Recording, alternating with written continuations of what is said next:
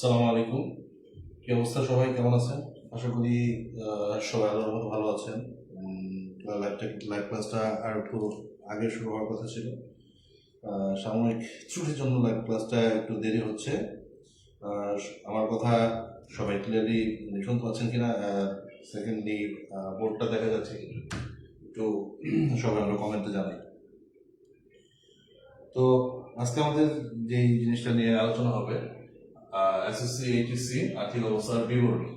HSC আর্থিক অবস্থার বিবরণী যেটা আছে, তো এটা নর্মালি আমরা আসলে স্টুডেন্টদের 20টা মার্ক থাকে, 20 মার্ক থাকা সত্ত্বেও স্টুডেন্টরা ওইভাবে ফুলফিল ভাবে কমপ্লিট করতে পারে না, কারণ অনেকগুলি পার্ট থাকে, মনে রাখার একটা মানে কষ্টসাধ্য বিষয় হয়, এই কারণে আর কি ওইভাবে মনে থাকে না। তো যে জন্য স্টুডেন্টরা যেটা অ্যাভয়েড করে, তো 20টা মার্ক ওইভাবে। আবার কিছু কিছু অনেক স্টুডেন্ট আছে যারা কয়েকটা পার্ট আছে, যে মোট লাভ, মোট মুনাফা, অথবা নেট লাভ অথবা নেট মুনাফা, মালিকানা সত্ত্ব অথবা আর্থিক অবস্থার বিবরণী, এই পার্ট থেকে যেই প্রশ্নগুলো বেশি কমন সেই প্রশ্নগুলি সলভ হয়। তো এখন আমরা ঠিক আছে, এটা কিভাবে সহজে মনে রাখা যায়, ট্রিক্স এবং টেকনিকের মাধ্যমে আমরা ওইভাবে একটু শিখবো, যাতে করে সহজে মনে রাখা যায়। এটা আমাদের জন্য আজকের লাইভ ক্লাস। তো এসএসসি যেহেতু ঠিক আছে 13 তারিখে হিসাব বিজ্ঞান পরীক্ষা, সেজন্য আমি চাইবো যে ঠিক আছে আমাদের স্টুডেন্ট যারা আছে, প্রত্যেকটি স্টুডেন্ট অবশ্যই যাতে এই লাইভ ক্লাসটা দেখে এবং ওইভাবে নোট করে, যাতে এটা সহজেই সে বুঝতে পারে। Thank you. তো আর্থিক অবস্থার বিবরণীর মধ্যে দেখেন, এটা আমাদের হচ্ছে 3টা পার্ট আছে এসএসসি লেভেলে। তো এই 3টা পার্ট নিয়ে আমি আজকে সংক্ষিপ্তভাবে আলোচনা করবো।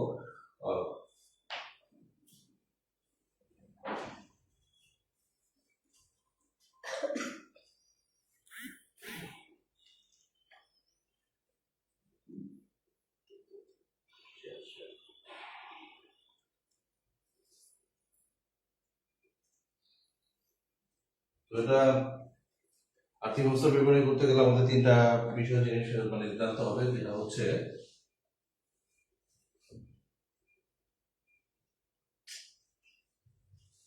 বিশ্বদায় বিবরণী। ফার্স্ট আমাদের জানতে হবে টাইপ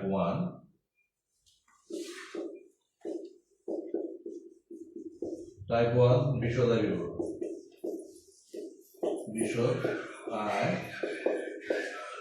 বিবরণ। এখন বিশদায় বিবরণীর মধ্যে এখন নর্মালি আমাদের যে জিনিসটা অবশ্যই জানতে হবে, যে এখানে আসলে কি কি জিনিস নিয়ে আলোচনা করা হয়। বিশদায় বিবরণীর আসলে বিশদ মানে অনেক বড় আকৃতি। তো আমরা এখানে যেটা দেখেন, বিশদায় বিবরণী আমরা একটা টাইপ সিস্টেম করবো, যেটার মাধ্যমে আমরা সহজে মনে রাখতে পারবো। তো ফার্স্টে আমরা বিশদায় বিবরণীর মধ্যে আমাদের দেখেন, এখানে নিট বিক্রয় যেটা আছে, নিট বিক্রয়টা বের করবো। এরপরে হচ্ছে বাদ বিক্রিত পণ্যের ব্যয়, বাদ বিক্রিত পণ্যের ব্যয়, বাদ বিক্রিত পণ্যের ব্যয়। আমি ডিরেক্ট মানে সিস্টেমে দেখানোর জন্য সরাসরি অঙ্কে চলে গেলাম, যে কারণে একটু সহজে যাতে বুঝতে সুবিধা হয়। আর ডিটেলস আলোচনা রাতও অনেক হচ্ছে, ঠিক আছে, মনে রাখা একটু টাফ হয়ে যাবে। এই কারণে নিট বিক্রয় যেটা আছে, নিট বিক্রয় আমরা বের করলাম প্রথমে। তারপর হচ্ছে বাদ বিদ্যুৎ পণ্যের ব্যয়। বাদ বিদ্যুৎ পণ্যের ব্যয় বের করার পরে আমাদের প্রথম যে এন্ট্রিটা হবে, সেটার নাম হচ্ছে প্রারম্ভিক মজুত পণ্য। সেটার নাম হবে প্রারম্ভিক মজুত পণ্য। এরপর হচ্ছে এরপর আমাদের নিট ক্রয় বের করতে হবে। নিট ক্রয় বের করার পরে এর সাথে আমাদের প্রত্যক্ষ খরচ, যেগুলো প্রত্যক্ষ খরচ, এরপর আমাদের বের করতে হবে। দেখেন প্রত্যক্ষ খরচ গুলো আমরা নর্মালি এইভাবে মনে রাখতে পারি। তো দেখা গেছে যে আমি একটা বিজনেস করতেছি, বিজনেস করার জন্য ঠিক আছে, আমি সবসময় যে নিজের এলাকা থেকে কিনবো এরকম তো না। তো আমি নর্মালি ঢাকা অথবা দেশের বাইরে থেকে যখন কোনো জিনিস কিনবো, সেই জিনিসটা আনার জন্য আমার একটা বহন খরচ লাগবে। তারপর হচ্ছে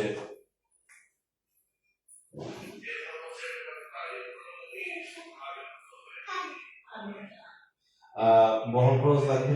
এরপর হচ্ছে এটা যারা বহন করবে তাদের একটা মজুরি দিতে হবে। তো এরপরে হচ্ছে আমাদের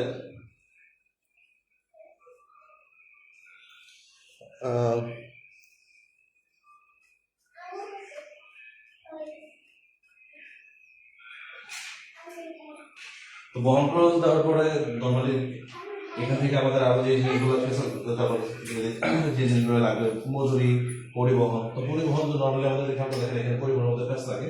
তো পরিবহন হচ্ছে ক্রয় পরিবহনের, ক্রয় পরিবহনের একটা নাম হচ্ছে বহি পরিবহন, সরি আন্ত পরিবহন। এই যে ক্রয় পরিবহনের একটা নাম হচ্ছে আন্ত পরিবহন। এই আন্ত পরিবহনটা আমাদের এখানে আসবে।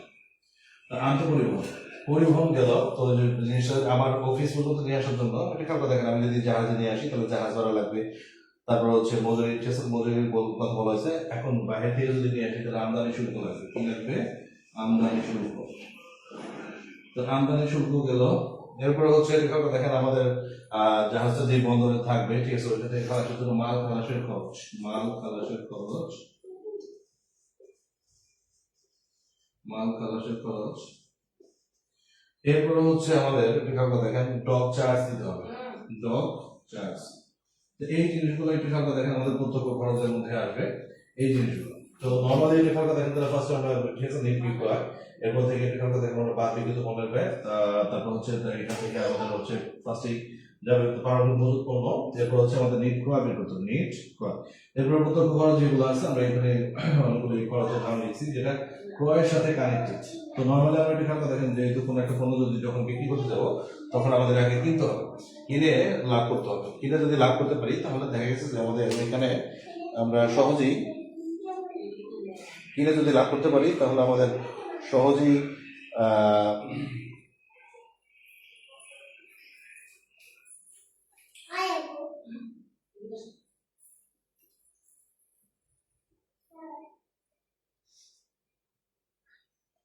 কিনে লাভ করতে হবে। তা আমাদের এখানে যদি কিনে যদি লাভ করতে হয় তাহলে আমাদের ফার্স্টে কি করতে হবে?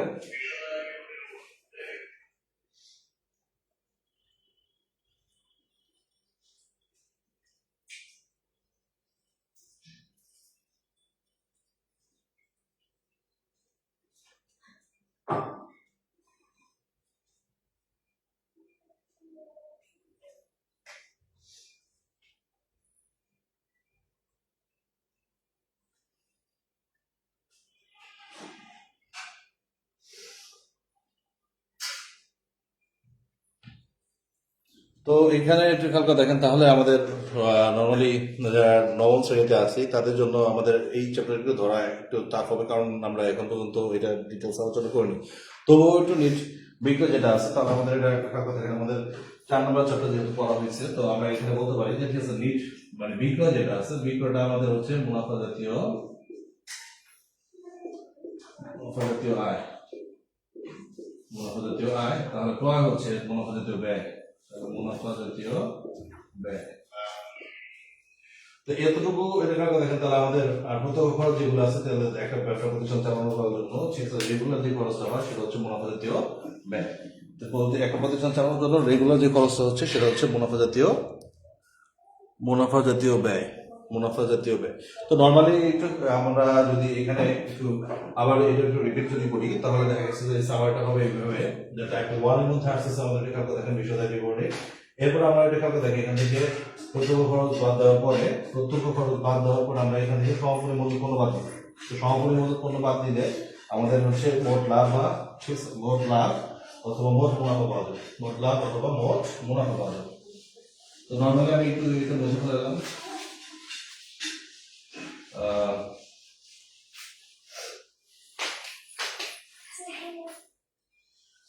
মোট লাভ যদি দেখা গেছে এখানে আমরা সমাপনী যদি বাদ দিই, সমাপনী মজুত বাদ দিলে আমাদের মোট মুনাফা পাওয়া যাবে, মোট মুনাফা বা লাভ, মোট মুনাফা বা মোট লাভ। তো এখন এইখানে দেখেন আমরা টাইপ 1 তো সহজেই মনে রাখতে পারতেছি। তাহলে প্রথমে আমরা বলতেছি তাহলে দেখেন নিট বিক্রয় করে আসতেছে,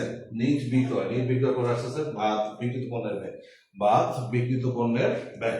তাহলে বাদ বিক্রিত পণ্যের ব্যয়ের মধ্যে প্রথম যে এন্ট্রিটা আসতেছে সেটার নাম হচ্ছে ক্রয়, সেটার নাম হচ্ছে কি ক্রয়। তাহলে ক্রয় আসার পরে পারমাণবিক মজুত পণ্যের পর আসতেছে আমাদের এখানে, ঠিক আছে, পারমাণবিক মজুতের পণ্য পর আসতেছে নিট ক্রয়।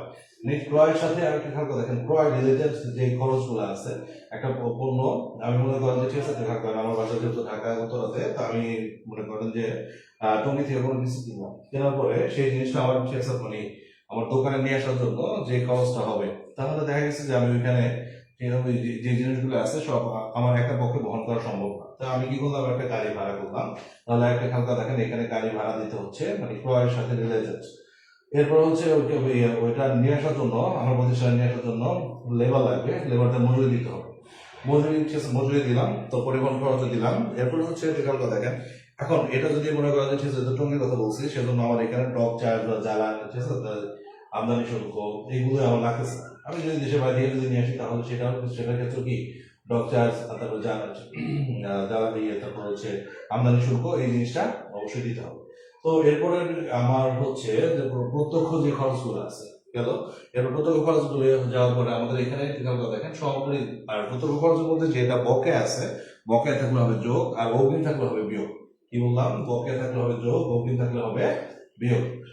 তো এটা আমাদের দেখেন, তো এটা এটুকু গেল। আর সমাপনী মজুদের মধ্যে নর্মালি দেখেন সমাপনী মজুদ আমাদের মাইনাস করতে হয়। সমাপনী মজুদের মধ্যে আমরা যেটা খেয়াল করবো যে দুইটার দামের মধ্যে একটা ছোট কম দাম, যেটা দুইটা দামের মধ্যে সমাপনী মজুদ আমরা কিভাবে খেয়াল রাখবো, বড় একটা দাম থাকবে, ছোট একটা দাম থাকবে। ছোট দামটাই নিব, কোনটা নিব, ছোট দাম।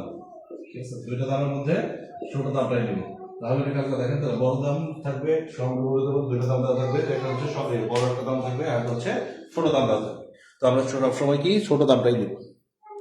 তো ছোট দামটা নেওয়ার পরে একটু খেয়াল দেখেন, নর্মালি আমাদের এটুকু দেখা গেছে আমরা মুনাফা পাইলাম। তো মোট মুনাফা যদি বের হওয়া যায়, মোট মুনাফা বের হওয়ার পরে আমাদের এইখান থেকে দেখেন আমাদের এখন যেহেতু আমি একটা ব্যবসা পরিচালনা করি, অবশ্যই ব্যবসা পরিচালনা করার জন্য ঠিক আছে ব্যবসার ভাড়া লাগে। ঠিক আছে, তো ব্যবসা পরিচালনা করার জন্য ঠিক আছে ব্যবসার যে কাজকর্মগুলি করতে হয় সেটার নাম হচ্ছে পরিচালন ব্যয়। কি বললাম, ব্যবসা পরিচালনা করার যে রিকোয়ার্ডগুলি লাগে এটা খালকা দেখেন, সেটার বলা হচ্ছে পরিচালন ব্যয়। তাহলে আমরা এটা খালকা দেখেন, মোট মুনাফার সাথে মোট মুনাফা থেকে আমরা যদি মোট মুনাফা থেকে যদি আমরা পরিচালন ব্যয়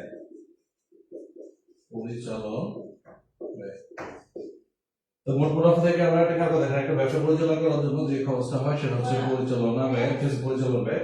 এই পরিচালন ব্যয় বাদ দেওয়ার পর নর্মালি এটা খাতা দেখেন পরিচালন আয় পাওয়া যাবে।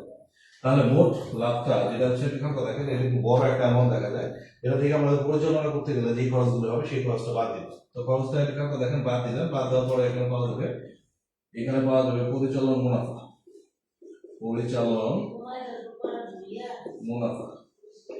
পরিচালন মুনাফার সাথে দেখেন অন্যান্য আয় এটা হবে যোগ, অন্যান্য আয় এটা হবে যোগ, বাদ হবে অন্যান্য ব্যয়।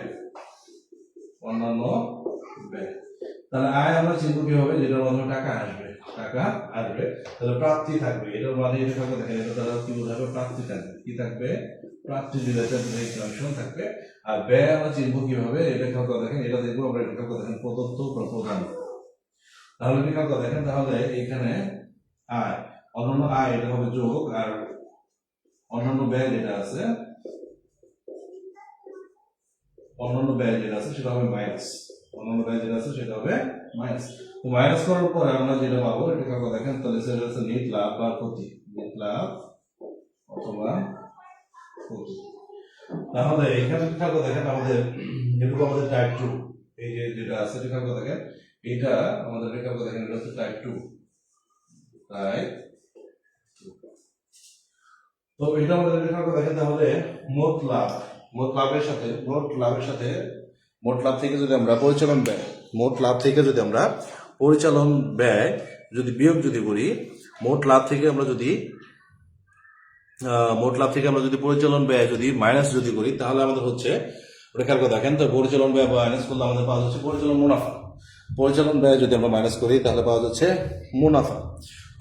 পরিচালন মুনাফা। তারপরে একটু খেয়াল দেখেন, এখানে আছে অন্যান্য আয়, এটা খেয়াল দেখেন, অন্যান্য আয় যদি থাকে তাহলে আমাদের কি করতে হবে, যোগ করতে হবে। আর অন্যান্য ব্যয় যদি থাকে তাহলে আমাদের এটা বিয়োগ করতে হবে। অন্যান্য আয় যদি থাকে তাহলে আমাদের কি করতে হবে, যোগ করতে হবে। অন্যান্য ব্যয় যদি থাকে তাহলে আমাদের বিয়োগ করতে হবে। অন্যান্য আয় অবশ্যই আমাদের কি করতে হবে, যোগ, আর অন্যান্য ব্যয় আমাদের কি করতে হবে, বিয়োগ করতে হবে। এখন রেখাঙ্ক দেখেন, এখানে রেখাঙ্ক দেখেন, শাহি বলতেছে অনেকেই Siam wants to join, Taskin nice, clear দেখা যাচ্ছে sir, nice. Siam Hossain sir green marker দেখতে প্রবলেম হচ্ছে তো ব্রাইট। ঠিক আছে, আজকে একটু কষ্ট করে গ্রিন মার্কার দেখতে হবে, একটু খেয়াল করে দেখেন। নীল যে মার্কারটা ছিল ব্লু, ওটা ওইভাবে দেখা যাচ্ছে না, মানে কালিটা ওইভাবে আসতেছে না, একটু চেষ্টা করতে হবে। একটু আজকে শুরু করছি, আজকে একটু কষ্ট করে দেখেন, হ্যাঁ। যদি ক্লিয়ারলি যদি বোঝা না যায় তাহলে অবশ্যই আবার একটু এখন রেখাঙ্ক দেখেন, আমাদের এটা হচ্ছে টাইপ 2। তো টাইপ 2 যেটা আছে, টাইপ 2 নরমালি আমাদের রেখাঙ্ক দেখেন এটুকু আমরা একটু দেখবো। এরপর হচ্ছে 3 নম্বর যেটা, এরপর হচ্ছে আমাদের 3 নম্বর যে পার্টটা আছে টাইপ 3। এরপর হচ্ছে আমাদের টাইপ 3। টাইপ 3 যেটা হচ্ছে রেখাঙ্ক দেখেন, এটা হচ্ছে মালিকানা সত্য পরিবর্তন, মালিকানা সত্য পরিবর্তনকারী, মালিকানা সত্য দেখা গেছে। এরপর হচ্ছে আমাদের রেখাঙ্ক দেখেন, এরপরে যে পার্টটা আছে টাইপ 3। তো টাইপ 3 এর মধ্যে যেটা আছে রেখাঙ্ক দেখেন টাইপ 3, যেখানে আসবে রেখাঙ্ক দেখেন মূলধন আসবে। তো মূলধন কিভাবে হয় আমরা নরমালি জানি, ঠিক আছে। রেখাঙ্ক মালিক যেটা দেয় সেটা হচ্ছে মূলধন, মালিক যেটা ব্যবসা থেকে নেয় সেটা হচ্ছে উত্তোলন। মালিক রেখাঙ্ক দেখেন এখানে অতিরিক্ত মূলধন দিতে পারে, অতিরিক্ত মূলধন দিতে পারে, হ্যাঁ, এখানে দিতে পারে কি অতিরিক্ত মূলধন। তারপরে রেখাঙ্ক দেখেন এখানে উত্তোলন করতে পারে, কি করতে পারে, উত্তোলন করতে পারে। তো নরমালি রেখাঙ্ক দেখেন এখানে টাইপ 3 এর মধ্যে রেখাঙ্ক মূলধন আর উত্তোলন, এখানে রেখাঙ্ক দেখেন এটা আসবে। এরপর হচ্ছে রেখাঙ্ক দেখেন যোগ হবে সাধারণ সঞ্চিতি আছে, সাধারণ সঞ্চিতি, সঞ্চিতি, সাধারণ সঞ্চিতি। এটা রেখাঙ্ক দেখেন, তাহলে রেখাঙ্ক সঞ্চিতি নরমালি আমরা জানি রেখাঙ্ক দেখেন এটা একটু জমা টাইপের একটা কিছু বোঝায়। তাহলে এরপরে সাধারণ সঞ্চিতি, তারপর হচ্ছে রেখাঙ্ক দেখেন জীবন বীমা আয়কর যদি থাকে, জীবন বীমা, জীবন বীমা আয়কর, জীবন বীমা আয়কর। এরপরে রেখাঙ্ক দেখেন জীবন বীমা আয়কর যদি যায়, এরপরে রেখাঙ্ক দেখেন আমাদের এখানে এর সাথে নিট লাভ, যদি লাভ যদি হয় তাহলে যোগ হবে, লাভ হলে যোগ হবে, আর ক্ষতি হলে মাইনাস হবে, ক্ষতি হলে কি হবে, মাইনাস। তাহলে একটু ভালো রেখাঙ্ক দেখেন এই পার্টের মধ্যে আমাদের ওরকম ঠিক আছে ভেজালের মতো কিছু নাই, এই পার্টটা সহজে মনে রাখবেন। মনে রাখার ঠিক আছে, মনে রাখার জন্য আমরা কি করবো, প্রথমে একটু মূলধন এটা রেখাঙ্ক দেখেন আমাদের যে গ্রামীণ দেওয়া থাকবে সেটার মধ্যে রেখাঙ্ক দেখেন এটা এর দিকে থাকবে। আর নিট লাভটা রেখাঙ্ক দেখেন আমরা ওই যে টাইপ 2 যেটা আছে এটা ওইখান থেকে পাবো, টাইপ 2, টাইপ 2 থেকে রেখাঙ্ক দেখেন আমরা কি পাবো, নিট লাভ।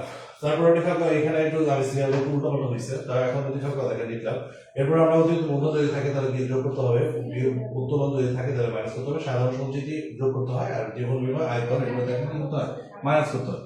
এখন এইখানে অতিরিক্ত মূলধনের সুদ হতে পারে, এখানে একটা, আর এখানে উত্তোলনের সুদ হতে পারে, মূলধনের সুদ, উত্তোলনের সুদ। তো এখন নরমালি আমাদের রেখাঙ্ক দেখেন এই পার্টটাও আমাদের অটোমেটিক শেষ হয়ে গেল, এই পার্টটাও আমাদের টাইপ 3 ইজিয়েস্ট। হ্যাঁ কেটি শাহী, ইয়েস। একটু ক্যামেরার দিকে তাকায় বলা ভালো হইতো লাইভটা। রেখাঙ্ক দেখেন এখন এই ক্যামেরার দিকে, বোর্ডের দিকে তাকালে অবশ্য আজকে একটু এলোমেলো হচ্ছে, সমস্যা নেই, ইনশাল্লাহ নেক্সট থেকে আর ভালো হবে। এই তোমরা কেমন আছো, পড়ছো তো, পড়তে হবে, নকল আর হবে না। সোহাগ তুমি আজকে ক্লাসে আসো না, ঠিক আছে, তোমার তো পড়তে হবে আর বেশি।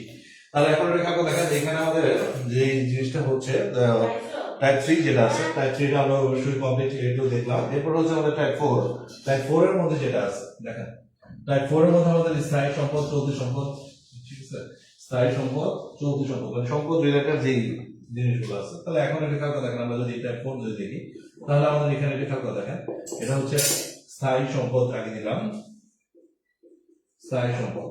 স্থায়ী সম্পদের বদলে আমাদের নরমালি রেখাঙ্ক দেখেন এখানে চলতি সম্পদ আসলো, স্থায়ী সম্পদের পরে আমাদের কি আসলো, চলতি সম্পদ।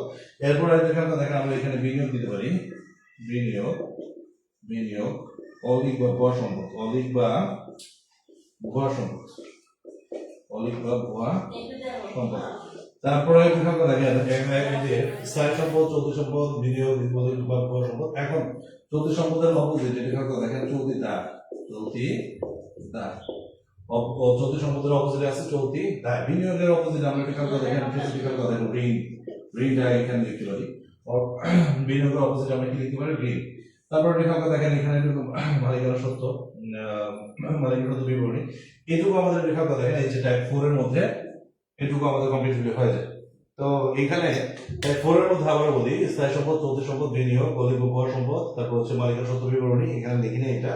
আর রেখার কথা চলতি দায়, ঋণ, এই জিনিসগুলো নর্মালি আমাদের রেখার কথা দেখেন এই পার্টের মধ্যে আসে। তা আসলে আমরা রেখার কথা এটা মুখস্থ না, এটা জাস্ট ঠিক আছে একটু বারবার একটু মানে চর্চার জন্য রাখতেছি যাতে আমাদের সহজেই কি এটা হয়ে যায়। তো ঠিক আছে, এটা এখন রেখার কথা দেখেন আমরা প্র্যাকটিসে চলে যাব।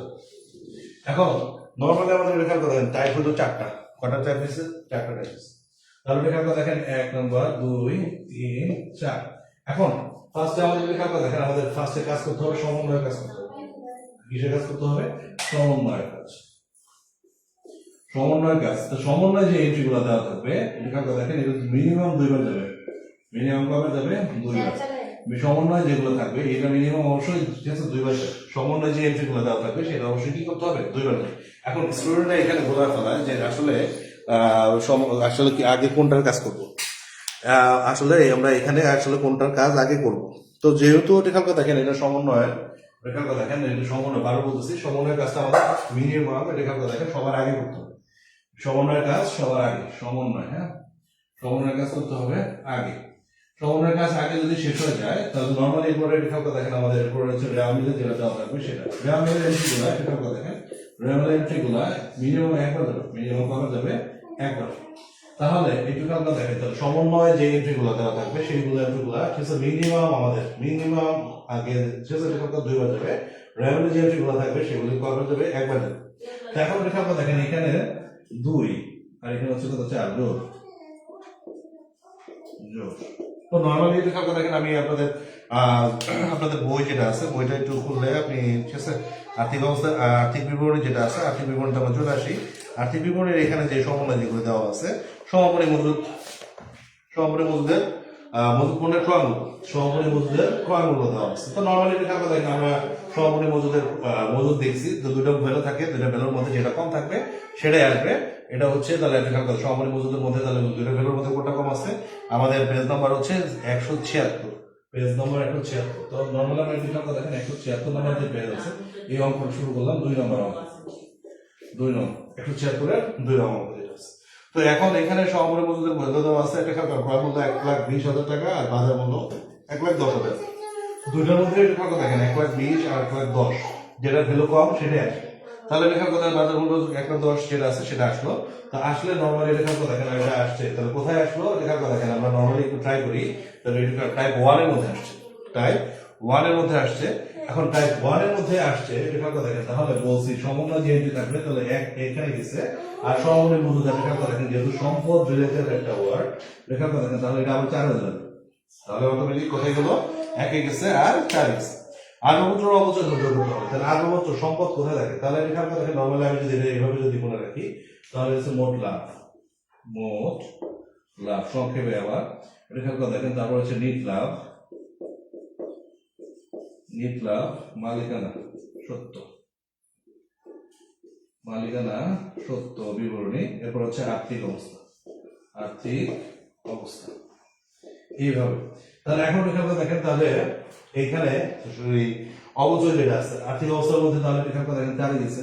তো 4 যদি যায় তাহলে সেই অটোমেটিক রেখার কথা দেখেন তাহলে মালিকানা সত্ত্ব বিবরণী যাবে না, নিট লাভের মধ্যে যাবে। কোথায় যাবে? নিট লাভের মধ্যে যাবে। তো নিট লাভের মধ্যে গেল রেখার কথা দেখেন তারপর হচ্ছে বিজ্ঞাপন বলছে। তাহলে বিজ্ঞাপন নর্মালি রেখার কথা দেখেন বিজ্ঞাপন, বিজ্ঞাপন কোথায় থাকে? নর্মালি রেখার কথা দেখেন বিজ্ঞাপন একটা হচ্ছে মুনাফা জাতীয় ব্যয়।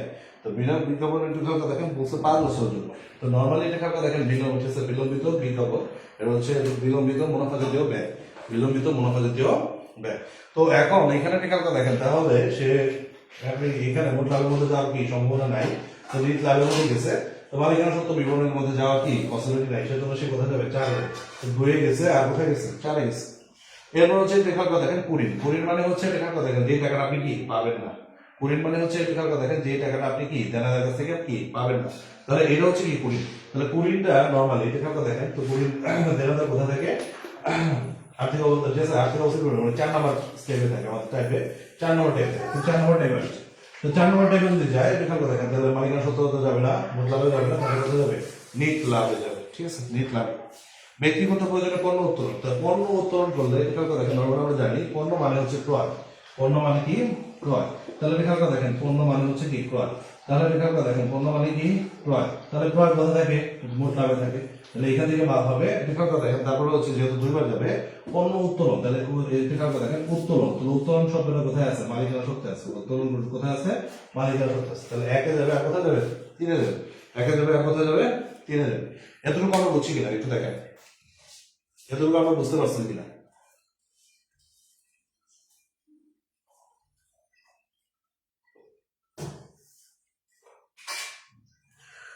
এরপরে হচ্ছে বিকল্প দেখেন,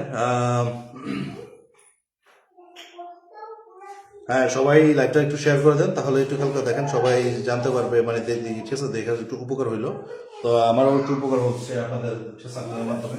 আমি বেনিফিটেড হইলে আপনারাও বেনিফিটেড হবেন ইনশাআল্লাহ। আপনারাও কিছু শিখতে পারলেন আর আমারও কিছু বেনিফিটেড হইল, আমিও বেনিফিটেড হইলাম। এখন দেখেন এখানে তারপর বলছে খেয়াল করে, আমরা এবার একটু রেওয়ামিলের মধ্যে যদি আসি। রেওয়ামিলের মধ্যে এখানে বলছে খেয়াল করে দেখেন, এখানে বলছে উত্তোলন। তো উত্তোলন নর্মালি কোথায় আছে? আর বলছিলাম রেওয়ামিলের এন্ট্রি গুলা একবার দেবে। রেওয়ামিলের যে এন্ট্রি গুলো হবে সেটা দেবে কোথায়? একবার।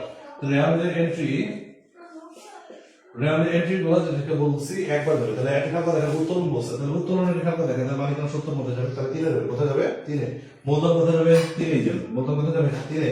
ক্রয়, তাহলে রেখা কথা দেখেন ক্রয় মোট লাভের মধ্যে আছে, তাহলে একে যাবে। কোথায় যাবে? একে। বিক্রয় কোথায় যাবে? একই যাবে। বিক্রয় কোথায় যাবে? একই যাবে।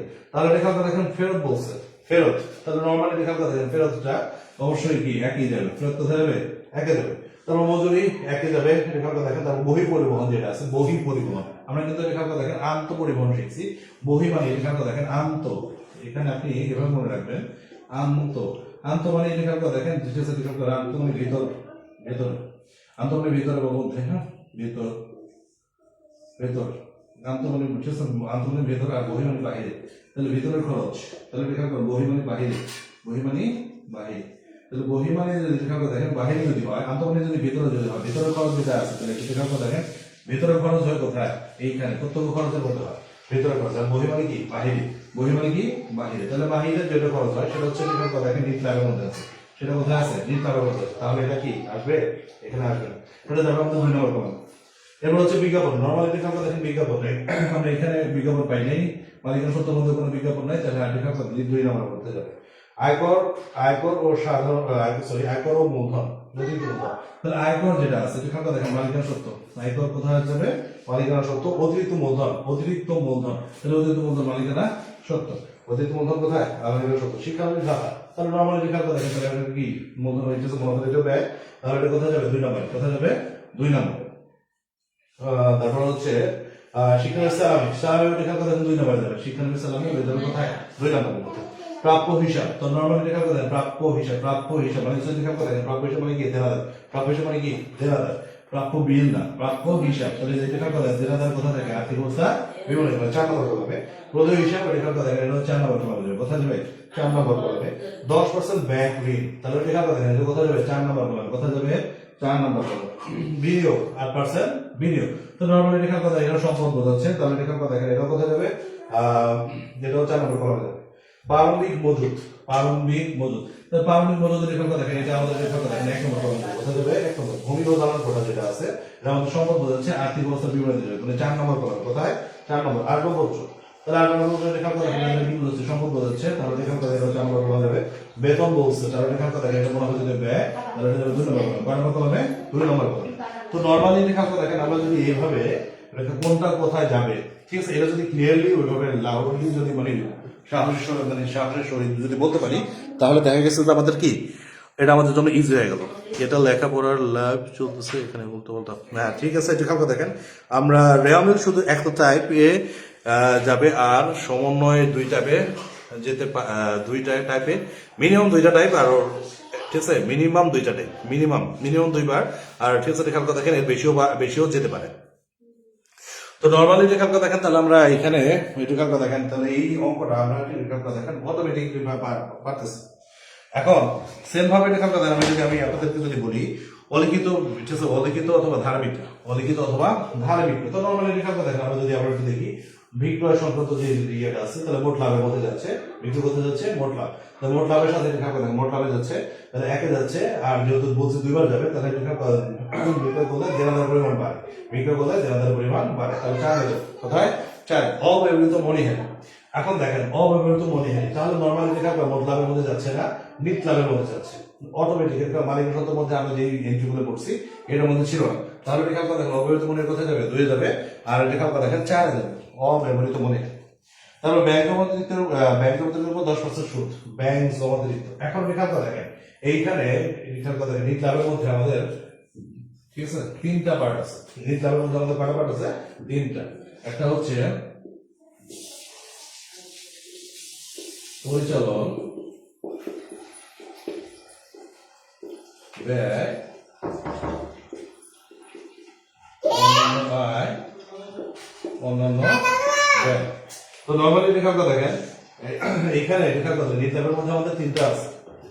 নিট ল্যাবের মধ্যে আমাদের 3টা জিনিস আছে, একটা পরিচালন ব্যয়, অন্যান্য আয়, আর হচ্ছে অন্যান্য ব্যয়। তো এখন লেখা দেখেন এখানে বলছে ব্যাংক জমাতিরিক্তের সুদ, ব্যাংক জমাতিরিক্তের সুদ। তাহলে ব্যাংক জমাতিরিক্তের সুদ যদি বলে তাহলে এটা কোথায় যাবে, 2 যাবে, আর তো কনফার্ম, আর এটা দেখেন 4 যাবে, 2 যাবে, আর কনফার্ম কোথায় যাবে, 4 যাবে।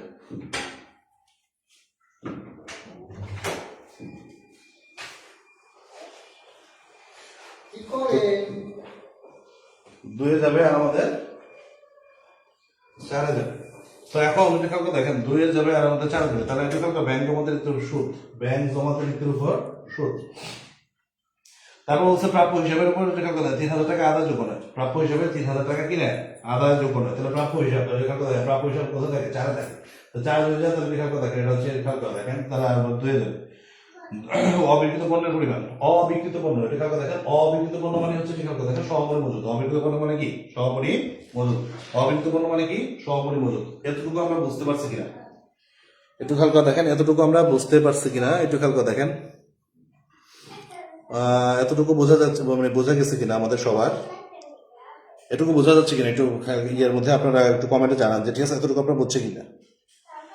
এতটুকু যদি আপনারা বুঝেন তাহলে খেয়াল করে দেখেন আপনারা পারবেন এসবই। খেয়াল করে দেখেন তারপর বলছে হাতে নগদ। তো নর্মালি খেয়াল করে দেখেন হাতে নগদ বলছে রেওয়ালের এন্ট্রি, হাতে নগদ তাহলে কোথায় যাবে বলো তো দেখি, 4 যাবে। হাতে নগদ কোথায় যাবে, 4। সাধারণ সঞ্চিতি বলো তো মালিকানা সত্ত্ব মানে 3 নম্বরে কোথায় যাবে, 3 নম্বরে ক্রয়। তাহলে খেয়াল করে দেখেন ক্রয় যদি চায়, খেয়াল করে দেখেন ক্রয় যদি হয় তাহলে খেয়াল করে দেখেন তাহলে কি মোট লাভে যাবে, কোথায় যাবে, মোট লাভে যাবে। আর হচ্ছে খেয়াল করে দেখেন বিক্রয় যদি হয় তাহলে খেয়াল করে মোট লাভে যাবে, মানে 1। তারপর হচ্ছে খেয়াল করে দেখেন প্রাপ্য ও প্রদেয় হিসাব, প্রাপ্য ও প্রদেয় হিসাব। তাহলে খেয়াল করে প্রাপ্য ও প্রদেয় হিসাব যদি হয় তাহলে খেয়াল করে 4 যাবে, কোথায় যাবে, 4। কমিশন সেম ভাবে খেয়াল করে দেখেন শেষে 2 যাবে। তারপর হচ্ছে বীমা প্রিমিয়াম, বীমা প্রিমিয়াম এটা খেয়াল করে দেখেন অটোমেটিক 2 যাবে, কোথায় যাবে, 2 যাবে, অটোমেটিক 2 যাবে। তারপর হচ্ছে উত্তোলন ও মূলধন, তাহলে খেয়াল করে দেখেন এটা অটোমেটিক 3 যাবে। মূলধন মালিকানার সাথে খেয়াল করে মূলধন আর উত্তোলনের কাজ করে 3 নম্বর আমাদের যে ঘরটা আছে সেটা। এরপরে হচ্ছে খেয়াল করে দেখেন ব্যাংক জমাতিরিক্ত, ব্যাংক জমাতিরিক্ত। তাহলে খেয়াল করে দেখেন এটা কাজ করছে খেয়াল করে ব্যাংক জমাতিরিক্ত।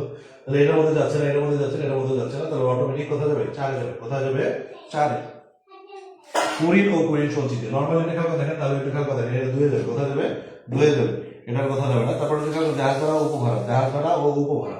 তো জাহাজ ভাড়া যেটা আছে খেয়াল করে দেখেন এটা 2 যাবে, উপভাড়া যেটা আছে এটাও 2 যাবে, জাহাজ ভাড়া উপভাড়া এটা কোথায় যাবে, 2 যাবে। এরপরে মণিহারি নর্মালি খেয়াল করে দেখেন 2 যাবে, কোথায় যাবে, 2 যাবে। জীবন বীমা জীবন বীমা সরি জীবন বীমা স্যালারি, জীবন বীমা স্যালারি বলছে এটা খেয়াল করে জীবন বীমা প্রিমিয়াম হয়, জীবন বীমা স্যালারি বলছে, তাহলে মালিকানা সত্ত্ব কোথায় যাবে, মালিকানা সত্ত্ব তাহলে 3 নম্বরে। সঞ্চয়পত্র বলছে, তাহলে সঞ্চয়পত্র আমাদের সম্পদ বোঝাচ্ছে আর্থিক অবস্থা বিবরণী 4 যাবে, কোথায় যাবে, 4 যাবে। অফিস সরঞ্জাম এটা খেয়াল করে যাবে, তাহলে কি সম্পদ বোঝাচ্ছে 4 যাবে, কোথায় যাবে, 4। তারপর গবেষণা ব্যয় যেটা আছে এটা খেয়াল করে সেম ভাবে, এটা খেয়াল করে দেখেন সেম ভাবে গবেষণা ব্যয়, তাহলে এটা খেয়াল করে দেখেন এটাও তাহলে সম্পদ বোঝাচ্ছে, তাহলে কি বোঝাচ্ছে, সম্পদ 4 যাবে। পুঞ্জীভূত অবচয় এটা খেয়াল করে দেখেন অফিস সরঞ্জাম বলে দিচ্ছে, তাহলে এটা খেয়াল করে অটোমেটিক কোথায় যাবে, 2 যাবে। তো নর্মালি আমাদের এটা খেয়াল করে দেখেন এই যে 3 নাম্বার যে আলম ট্রেডার্স এর যেটা আর্থিক অবস্থা বিবরণী ছিল সেটাও আমাদের কি শেষ হয়ে গেছে। তো এখন এর মধ্যে আপনাদের কোনো প্রবলেম আছে কিনা এটা একটু শেয়ার করেন, যেটা ঠিক আছে এটুকু আমরা বুঝতে পারছি। এর মধ্যে আমাদের কোনো সমস্যা আছে কিনা। হ্যাঁ, যারা আসলে সত্যি কথা যেটা তারা মনোযোগ দিবে তারা সহজেই বুঝতে পারবে, ঠিক আছে। এটা যদি বুঝতে পারেন এটা দেখেন আপনার আর্থিক অবস্থার বিবরণী এটা আর্থিক মানে যে 20টা মার্ক আছে এই 20টা মার্ক আপনি অটোমেটিক এটা দেখেন এখানে শুধু বসাতে পারবেন যে ঠিক আছে স্টেপ বাই স্টেপ কোনটা কোথায় যাবে, কোনটা কোথায় যাবে না। তো যদি আপনারা বুঝতে পারেন ঠিক আছে তাহলে আজকে এই পর্যন্তই আর কি। ইনশাআল্লাহ যে আগামীকাল আবার ফাইন্যান্সের লাইভ ক্লাস আছে। তো নর্মালি দেখেন আমরা যে লাইভ ক্লাসটা করার চেষ্টা করবো, যে ঠিক আছে একটু দেরি হয়ে, যেহেতু একটু দেরি হচ্ছে, আজকে একটু অগোচর টাইপ, মার্কারেরও একটু সমস্যা, তারপর অনেকদিন যাবত দেখা হচ্ছে না এই কারণে। তো নর্মালি দেখেন আমরা আজকে মতো এখানে লাইভটা শেষ করতে যাচ্ছি। তো ঠিক আছে, সবাই ভালো থাকবেন, সবাই লাইভটা শেয়ার করবেন, ঠিক আছে, যাতে আপনার মানে বন্ধু বা সহপাঠী যারা আছে যাতে মানে উপকৃত হয়, এটার জন্য আর কি। তো আজকের মতো এই পর্যন্তই। আল্লাহ হাফেজ। আগামীকালকে দেখা হবে ইনশাল্লাহ ফাইন্যান্স নিয়ে।